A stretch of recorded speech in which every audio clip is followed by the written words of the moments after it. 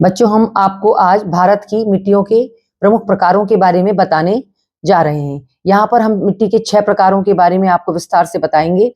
और भारत में सर्वाधिक क्षेत्र में पाई जाने वाली मिट्टी जलोढ़ मिट्टी, और उसके बाद दूसरे नंबर पर आती है काली मिट्टी।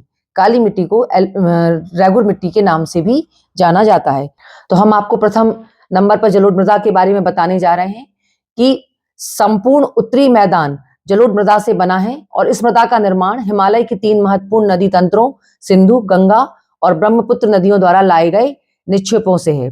साथ ही महानदी, गोदावरी, कृष्णा और कावेरी नदियों के निक्षेपों से भी इस मिट्टी का निर्माण हुआ है।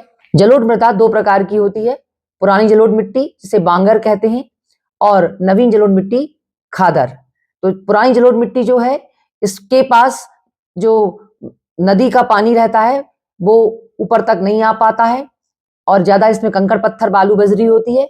और जो नई मिट्टी है जलोढ़ मिट्टी, जिसे खादर मिट्टी बोल रहे हैं हम के नाम से जानते हैं, इसमें प्रतिवर्ष बाढ़ के पानी से नवीन मिट्टी की परत बिछ जाती है, इसलिए इसमें महीन कण पाए जाते हैं और ये ज्यादा उपजाऊ होती है।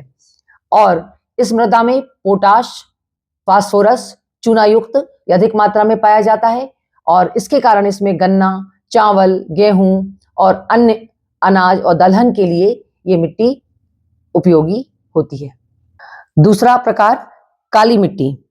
काली मिट्टी जो है ये दक्कन के पठार के उत्तर पश्चिम भाग में पाई जाती है और लावा से बनी मिट्टी है, और इसका प्रमुख क्षेत्र है महाराष्ट्र, गुजरात, मध्य प्रदेश, छत्तीसगढ़। इसके अलावा यह गोदावरी और कृष्णा नदियों की घाटियों में भी फैली है। इसे आप मानचित्र में भी बहुत अच्छे से देख सकते हैं कि ये पूरा कर्क रेखा के नीचे वाला एरिया ये दक्कन का पठार है। लेकिन हमने अभी बताया कि दक्कन के पठार, और तो ये दक्कन का पठार हो गया, और यहाँ पे कृष्णा और कावेरी, गोदावरी जो नदियां हैं उनकी घाटियां हैं, इनके यहाँ पर ये फैली हुई है। इस मिट्टी में जल धारण करने की क्षमता बहुत अधिक होती है।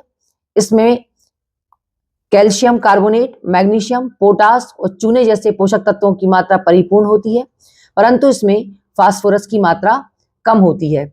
और इस मिट्टी में कपास की फसल बहुत अधिक मात्रा में उत्पन्न होती है।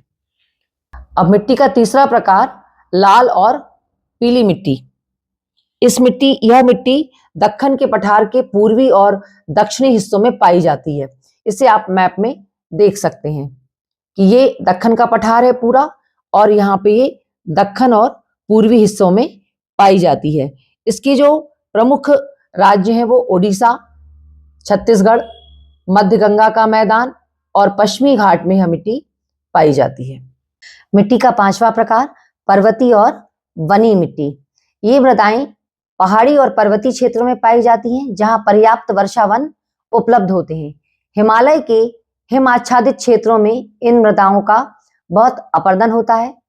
मृदा के अंतिम प्रकार शुष्क या मरुस्थलीय मिट्टी, जो ये भारत के उत्तर पश्चिम क्षेत्र, जो थार का मरुस्थल है या रेगिस्तान, वहां पर ही पाई जाती है। इसका रंग लाल और भूरा होता है। ये रेतीली और लवणीय होती है।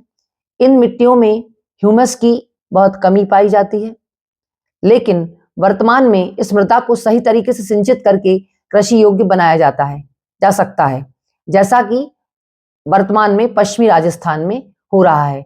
पश्चिमी राजस्थान या उत्तरी राजस्थान की हम यदि बात करें, तो जो गंगानगर का क्षेत्र है वहां पर सिंचाई की तकनीक का प्रयोग करके गेहूं वगैरह की खेती बहुत अच्छे से की जा रही है।